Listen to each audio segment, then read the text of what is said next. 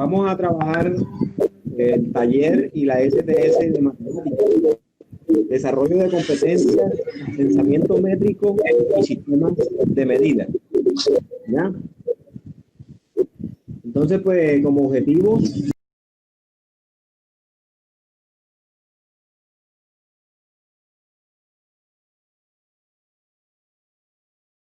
desarrollen competencias de medida. Bueno, entonces, importante que tomemos nota, que aprovechemos este tiempo y que, bueno, sea de mucho provecho todas las actividades que vamos a desarrollar acá. Entonces, vamos a hablar acerca de, como les venía diciendo, del sistema métrico.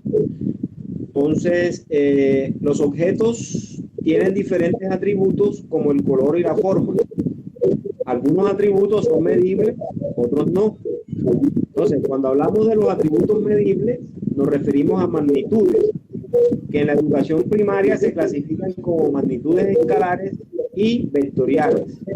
Las magnitudes escalares que más se trabajan durante la etapa primaria son la longitud, la superficie, el volumen, la capacidad, la masa, el tiempo. En tanto que ya las vectoriales pues se trabajan con más detalle ya en la secundaria. Entonces, ¿qué es la magnitud? Es el concepto principal para el desarrollo del pensamiento métrico. Eso, ok.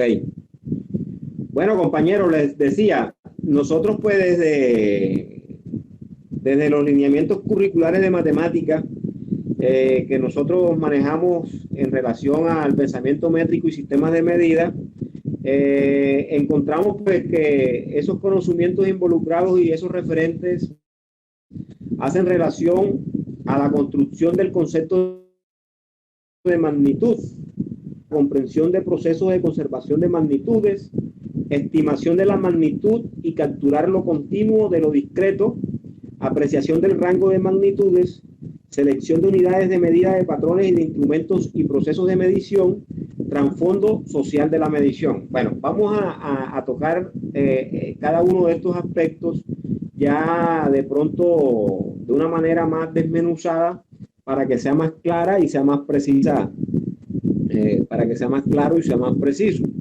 Entonces, la construcción del concepto de magnitud. Bueno, nosotros en los estudiantes pues es recomendable que tengamos en cuenta el reconocimiento de atributos, la comparación cualitativa y el ordenamiento, ¿cierto? Esas tres cositas, el reconocimiento de atributos, la comparación cualitativa y el ordenamiento. Y esto pues lo manejamos con relación a las superficies y el tiempo. Ustedes saben que la superficie y el tiempo hacen parte del pensamiento métrico y de los sistemas de medida, ¿cierto? Entonces, ¿qué actividades podemos desarrollar nosotros para la construcción del concepto de magnitud? Hombre, que el niño dibuje figuras en un papel, en el piso, que pinte superficie, que verifique cuál tiene más, cuál tiene menos. De pronto un ejercicio donde coloquemos dos bolsas y ellos comparen cuál tiene más objetos, cuál tiene menos objetos. No, qué sé yo, por ejemplo, en las neveras de las casas, cuál es la jarra del agua, qué jarra tiene más agua, qué jarra tiene menos agua, en los frascos de azúcar, de sal, qué va antes, qué va después. Es decir, que el niño de un grupo de cosas pues logra identificar cuál es más grande, cuál es más largo, en la gaveta del escaparate también, ¿verdad? En la caja de herramientas, en fin, cuando se levanta para ir al colegio, qué actividad debe desarrollar y en cuál se demora más, en cuál se demora menos. Por ejemplo, él se levanta, se cepilla, desayuna y va al colegio. Entonces, ¿en qué actividad él demoró más? ¿En cuál demoró menos de esas actividades que él hizo al momento de levantarse y coger para el colegio? Entonces, todo eso, pues, lo podemos involucrar nosotros para que ellos vayan construyendo ese concepto de magnitud, teniendo en cuenta que, como habíamos hablado, que en estos momentos es importante que los alumnos, es decir, en primaria, ellos manipulen desde el aspecto manipulativo y esas cosas, ellos vayan comprendiendo el sistema métrico, las magnitudes, las unidades de medida. Ya en secundaria, pues se especifica con más precisión. Comprensión de procesos de conservación de magnitudes. Bueno, aquí en la superficie podemos desarrollar actividades, por ejemplo, donde dos figuras tienen diferentes formas, pero tienen la misma área. Por ejemplo, el tangram, yo no sé si ustedes conocen el tangram, eso es como especie de un rompecabezas que tiene diferentes, son unas fichas que tienen diferentes figuras, y a partir de esas figuras nosotros podemos construir otras figuras. ¿Qué quiere decir eso? Se conserva o utiliza la misma cantidad, pero se elaboran diferentes figuras. Entonces podemos relacionar actividades donde el niño pues tenga esa facilidad de conservar la misma cantidad de elementos, pero construir diferentes figuras a partir de ahí. ¿Ya? Podemos proponer actividades en el mismo tiempo, es decir, que el muchacho brinque y aplauda. Entonces, fíjense que ahí entonces los procesos de conservación de magnitudes se ve reflejado ahí en esa situación, en esas actividades que nosotros le podemos proponer. Estimación de la magnitud y capturar lo continuo de lo discreto. Aquí podemos desarrollar una actividad con el muchacho donde, por ejemplo, en una hoja de papel cuadriculada, le diré una figura y le pedimos a ellos que indiquen, por ejemplo, cuántos cuadritos cubre esa superficie. Ya con relación al tiempo que podemos hacer, qué cosa dura más o qué cosa dura menos. Podemos involucrar, por ejemplo, el día, meses, años, toda esa situación puede ser utilizada para la estimación de las magnitudes y así capturar lo continuo de lo discreto. La apreciación del rango de las magnitudes. Podemos desarrollar actividades que permitan a los niños definir cuál es el rango de medida entre una hoja de papel o una carretera.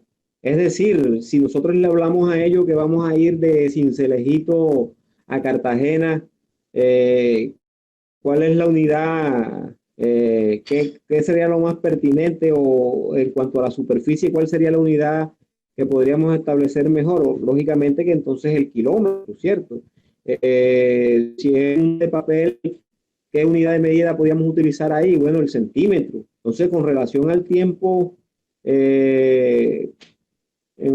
¿cuál es el tiempo ideal de pronto para que el niño, para bañarse? Bueno, lo más ideal sería el minuto, ¿cierto? Pero ya para dormir, ¿cuál sería? La hora, fíjense. Involucrar una serie de situaciones y de aspectos donde el jovencito vaya identificando cuál es la unidad más pertinente. No es lo mismo para bañarse, que es el minuto, o para dormir, que ya son horas, o lo que demora un periodo escolar, que ya serían semanas, e incluso hasta meses. Selecciones de unidades de medida de patrones y de instrumentos y procesos de medición. Aquí pues lo principal es que nosotros busquemos la estrategia para seleccionar, para que se seleccione el patrón de medida. O sea, por ejemplo, ¿cuántos vasos de agua caben en un litro? ¿Verdad? Entonces, se selecciona la unidad de medida.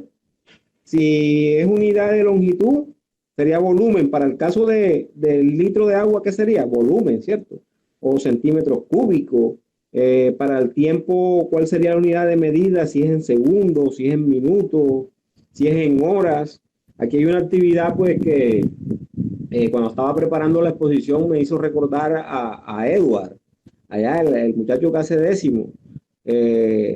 No sé si fue el papá, una vez llegó y manifestó que él había escuchado la canción esa de Calixto Ochoa que le decía al profesor que cuántas horas tiene, que el siglo tiene 100 años, que el año tiene 365 días, que los días tienen tantas horas, que las horas tienen tantos minutos. Entonces él decía que esa operación la realicé yo. Entonces fíjate, traigo a colación eso porque es una situación del entorno y que también nosotros las podemos involucrar ahí como en nuestras estrategias de planeación. Seguidamente, pues, se le asigna numéricamente un valor, o sea, que acompañe a ese patrón. Por ejemplo, si identificamos el patrón kilómetro, entonces ya habría que asignarle un valor, por ejemplo, 8 kilómetros. Ya, ¿cuál sería la unidad de medida, como hicimos en el ejemplo anterior, de Cincelejito a Cincelejo? Bueno, el kilómetro. Entonces ahora acompañarlo. Entonces, ¿cuántos kilómetros hay? No, qué sé yo, hay 90 kilómetros, hay 100 kilómetros. Entonces debe ir acompañado siempre con un valor. Ahí en el caso de la selección de unidades de medidas de patrones. ¿Ya? Y ya para el trasfondo social de la medición, fíjense que hoy en día aún persisten muchas costumbres o particularidades propias de la tradición, ¿cierto? Para medir. En los pueblos, allá en Cincelejito, todavía se oye hablar al señor Francisco de Cabuya, ¿cierto? No sé si ustedes han tenido la posibilidad de escuchar a esos abuelos que nos hablan a nosotros de Cabuya, incluso la distancia, el patrón de medida anteriormente del tabaco. Decía mi abuelo, no, de aquí a Corozal, en el burro son 4 tabacos. Entonces, todos esos elementos son patrones de medida que no se estandarizaron, algunos de ellos ya están estandarizados, pero que es importante traerlo a colación en estos momentos, porque también involucra a los estudiantes en el entorno, a la familia y a todos esos elementos fundamentales en los cuales nos podemos apoyar cuando hablan de la tarja, el catabre. ¿Ustedes saben cuánto es una tarja? A ver, los pueblerinos, ¿saben qué es una tarja? Eliezer. 5 mazorcas. ¿Cuánta, profe? Esta es una mano. 5 No, mazorcas. está el catabre y está la tarja, ¿cierto? Es correcto, es relacionado entonces, fíjense, qué bonito sería que en nuestra actividad nosotros relacionemos esto. Entonces ya ahí motiva al estudiante que tiene que preguntarle al papá que cuánto es una catabra, cuánto es un catabre, cuánto es una tarja. Sí, de maíz, profe, eso hace relación al maíz. Entonces, pues, todas esas unidades de medida tienen una equivalencia con los sistemas de medida, pues, ya establecidos. Es fundamental todo ese tipo de situaciones que se presentan en la cotidianidad y que nosotros lo podemos adaptar, fíjense, en matemáticas, ¿verdad? En este caso.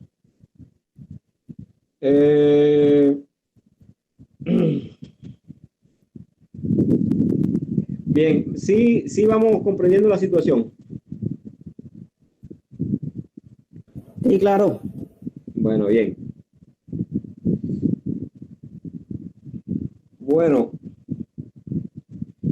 cuestiones clave en el aprendizaje de las magnitudes y su medida. ¿Qué es clave en el aprendizaje de las magnitudes y la medida? Por ejemplo, la importancia de desarrollar la noción de unidad de medida y los distintos procedimientos para obtener la medida de un objeto.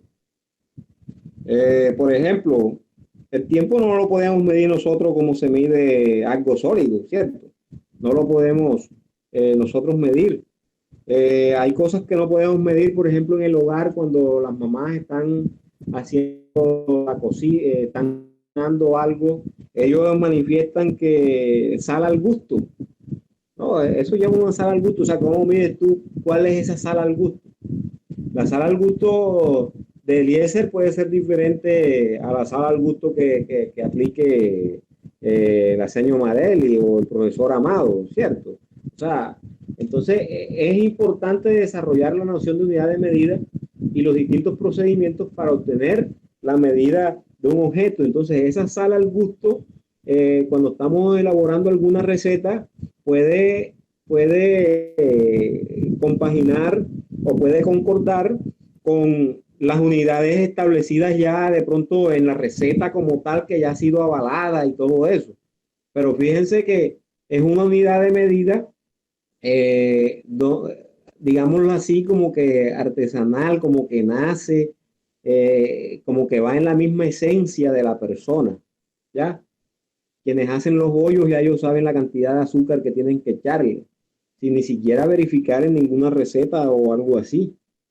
Lista de expectativas de aprendizajes organizadas por grados, de forma que se plasme la evolución de las características del aprendizaje de la medida en la educación básica primaria.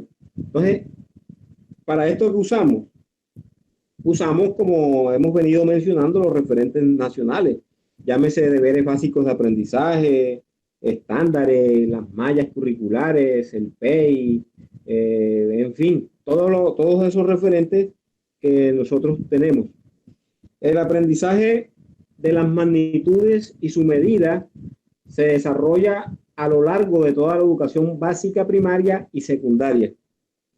Así como les dije, pues en la educación secundaria ya vamos de pronto a un aspecto más de medición con los instrumentos estandarizados, pero acá en primaria es necesario pues que el niño aproveche o reconozca, utilice las medidas no convencionales, las medidas que no sean convencionales para que después sí utilizar las medidas estandarizadas. Entonces, nosotros podemos proponer actividades con medidas naturales como por ejemplo la cuarta, ¿cierto? El pie en educación física o no sé, cuando el niño anteriormente cuando uno jugaba de niño, colocaba una piedra y el ancho del arco era, por ejemplo, 10 pies. Entonces uno venía y colocaba un pie delante del otro y contaba 10 pies y entonces ahí ya se armaba el arco. Entonces fíjense qué unidad de medida nosotros desde niño estábamos ya con el pensamiento métrico, porque no buscábamos un metro ni nada de eso, sino que nosotros establecíamos ese patrón o esa unidad de medida con el pie y ese era el ancho de la portería. Cuando jugábamos la bolita uñita o cuando jugábamos la cuarta, que consiste en golpear la pared, la moneda, y entonces si nuestra cuarta, que es la distancia que hay entre nuestros dedos, ese era la cuarta, también que un geme. Yo no sé si ustedes escucharon hablar de todo eso, yo viví todas esas situaciones. Un geme, la cuarta, todas esas, nosotros se establecían de niño para comunidades de medida. Entonces podemos nuevamente rescatar toda esa serie de situaciones, porque incluso ya yo no veo niños jugando la cuarta por ahí, ni nada de eso. Podríamos rescatar y estamos aprovechando entonces para las unidades de medición. Los estudiantes han de desarrollar la idea de la conservación de la cantidad, es decir, han de aprender que la cantidad de magnitud no cambia cuando se modifica el objeto. Esto puede ser para unas barras de plastilina. Nosotros con la barra de plastilina podemos hacer un círculo, podemos hacer una esfera, podemos hacer un cuadrado, es decir, diferentes figuras nosotros podemos realizar una cantidad de situaciones que cambia la forma, pero ¿qué es lo que no cambia? La cantidad, la masa sigue igual, es con la misma cantidad de plastilina podemos hacer diversas figuras. En el hogar, cuando nuestros abuelos o nuestras mamás están haciendo las arepas, ellos pueden hacer diferentes formas. Los buñuelos de maíz, fíjense que hay unos buñuelos de maíz que son redondos, hay otros que son en especie así ya aplanados, como si fueran un patacón. Entonces, todo eso hace parte de las magnitudes y su medida, ¿cierto? O sea, los estudiantes han de desarrollar la idea de la conservación de la cantidad. Es decir, han de aprender que la cantidad de magnitud no cambia cuando se modifica el objeto.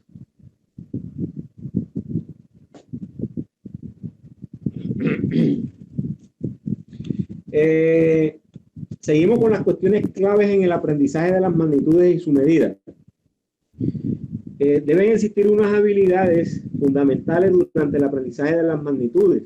a la transitividad, la composición aditiva, la conservación de la cantidad y bueno, entonces, bueno, aquí también en esta gráfica hizo falta la estimación, pero ya ahorita hablamos de la estimación también.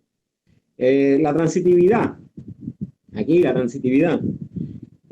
Por ejemplo, vamos a tomar como ejemplo a 3 personas, por ejemplo, el profe Eliezer, el profe Cristian y otro puede ser el profe Wilber. Entonces, fíjense, el profe Eliezer es más bajito que Cristian, ¿cierto? Pero Cristian es más pequeño que Wilber, ¿verdad? Entonces, si yo comparo la estatura de Eliezer con Wilber, la transitividad se cumple. Porque Wilber es más grande que Cristian y Cristian es más grande que Eliezer. Entonces, fíjense que si yo comparo a Wilber con Eliezer, la transitividad ahí se está cumpliendo, ¿cierto? La transitividad ahí se está cumpliendo. Lo hacemos así a ejemplo para que sea más claro que es una clave en el aprendizaje de los niños en relación a las magnitudes y medidas, estos aspectos que están acá. Entonces, traemos a colación la transitividad y la comparamos con ese ejemplo. La composición aditiva. Composición aditiva. Si tengo 1 litro de agua y entonces yo el agua la he hecho en 4 vasos, esos mismos 4 vasos de agua, si yo nuevamente lleno el recipiente, va a tener la misma cantidad. Es decir, la composición aditiva ahí pues se cumple también. La conservación de la cantidad. Bueno, por ejemplo, como habíamos dicho ya con la cuestión de la plastilina o la masa de los bollos o de los buñuelos, ahí pues para el caso de la plastilina, el niño o la niña pues hace diferentes figuras, pero siempre va a conservar la misma cantidad de plastilina. O, por ejemplo, con 20 fosforitos, podemos nosotros distribuirlo de tal manera que los usamos todos para hacer diferentes figuras. Es decir, hacemos diferentes figuras, pero la cantidad siempre se va a conservar. Bueno, les decía que aquí me hizo falta, en la gráfica también hace falta la estimación. Miren, la estimación, además del pensamiento matemático, la estimación es parte del pensamiento de nosotros los humanos. Cuando nosotros vemos determinadas condiciones, por ejemplo, que el cielo está oscuro, que corre una brisita fresca, ya nosotros podemos estimar que va a llover. No somos meteorólogos ni nada de eso, pero ya decimos, no, va a llover. Cuando vamos a echar de pronto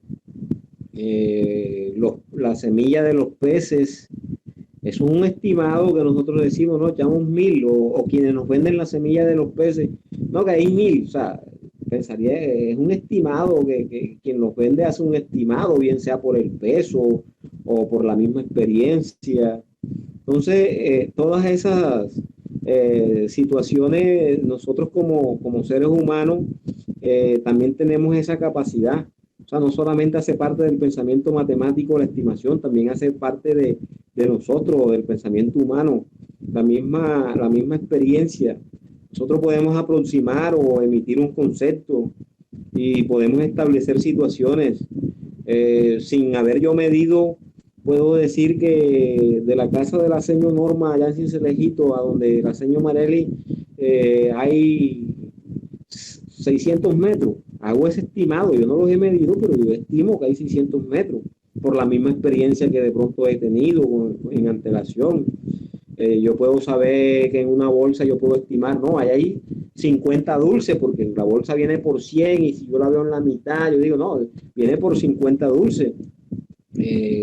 Cuando vamos a vender un ternero, promediamos, ese ternero debe tener 150 kilos y no lo hemos pesado ni nada, pero estamos estimando y después pues verificamos si estábamos en lo cierto o no, qué tan cierto estábamos de esa situación. Bueno, la conservación de la cantidad, lo que les había dicho, el ejemplo de la plastilina, la transitividad, A es mayor que B, B es mayor que C, entonces A es mayor que C. Aquí está el ejemplo clarito que habíamos hecho con los profes, con los compañeros. La composición aditiva y bueno, la estimación, que era lo que estábamos hablando ahorita.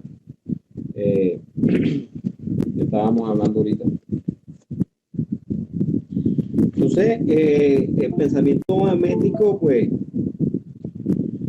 el pensamiento métrico nosotros siempre lo tenemos presente. El pensamiento métrico está inmerso en cada uno de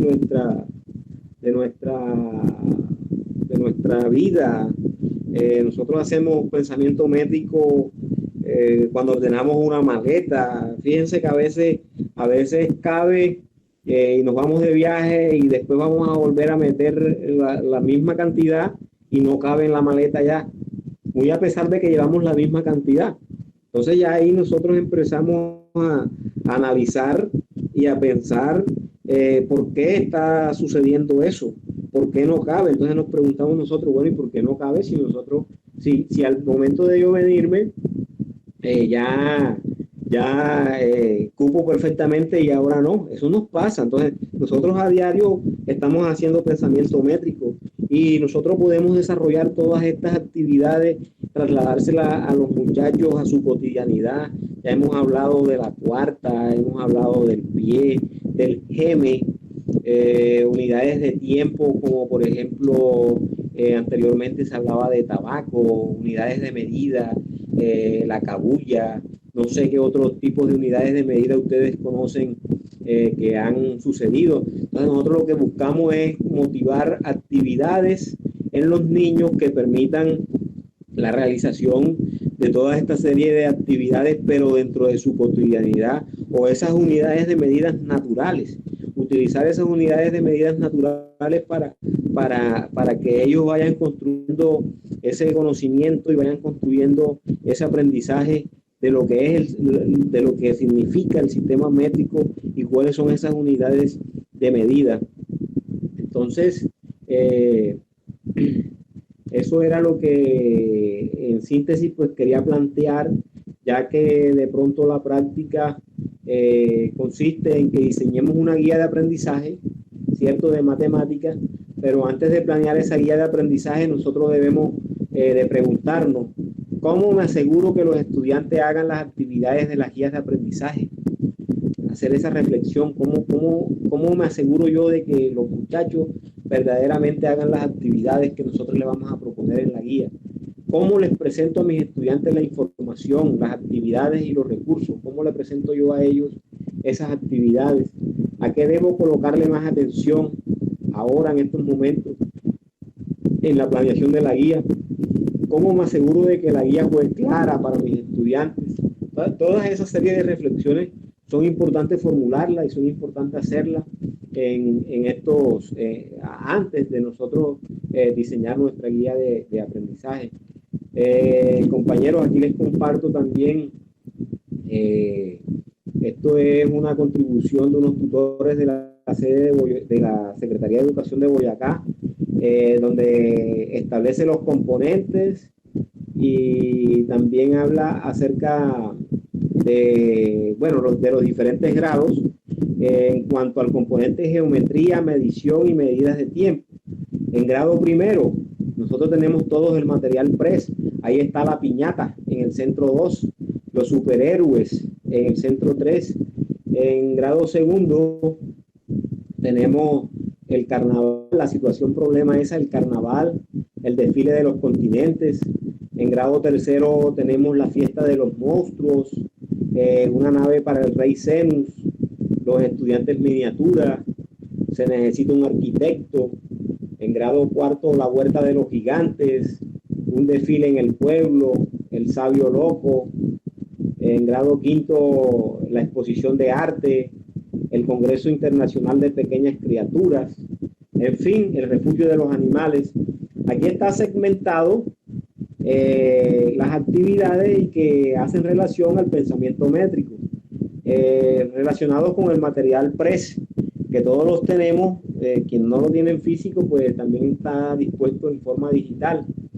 Aquí está también de los compañeros tutores de la Secretaría de Antioquia, también discriminó. Entonces, en grado primero está la situación problema a los superhéroes. En grado segundo, el desfile de los continentes, la fiesta de los monstruos. En grado tercero, se necesita un arquitecto para el zoológico. En grado cuarto, el sabio loco, la huerta de los gigantes. Vamos al estadio, la exposición de arte para grado quinto. Y con esto, pues, ¿cuáles son los temas asociados? Los meses del año, para hablar del tiempo, estimación y medición de objetos, el área, el perímetro, en fin, en el material PRES tenemos suficiente información que nos va a ayudar a nosotros a desarrollar esas guías de aprendizaje. En las guías de aprendizaje, pues ya saben cuál es el modelo que nosotros seguimos. Está una introducción, que voy a aprender, lo que estoy aprendiendo, practico lo que aprendí, cómo sé que aprendí y qué aprendí, ¿ya? Entonces, pues, una propuesta de espiral en la introducción al concepto de medición. Primero exploramos los atributos, comparamos por observación directa, comparamos añadiendo un tercer objeto, medimos utilizando una unidad de referencia y creamos la necesidad de la unificación de la unidad de medida para entonces, por último, pues utilizar las medidas como unidad estandarizada. Miren, los DBA, es importante la relación del DBA de los derechos básicos de aprendizaje en grado primero, segundo, tercero, cuarto y quinto, pues prácticamente es en todos el DBA 4 y el DBA 5, que hace referencia a los sistemas métricos, exceptuando pues en cuarto, que nada más es DBA 4, ya, pero en todos está el DBA 4 y 5, exceptuando en grado cuarto, porque es el DBA número 4. Entonces,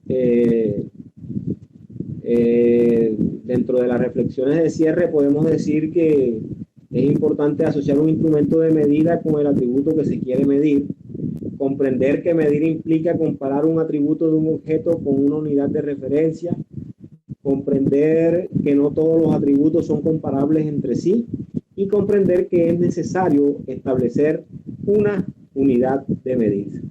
Entonces, nos queda como compromiso realizar la guía de aprendizaje teniendo en cuenta las observaciones aquí planteadas.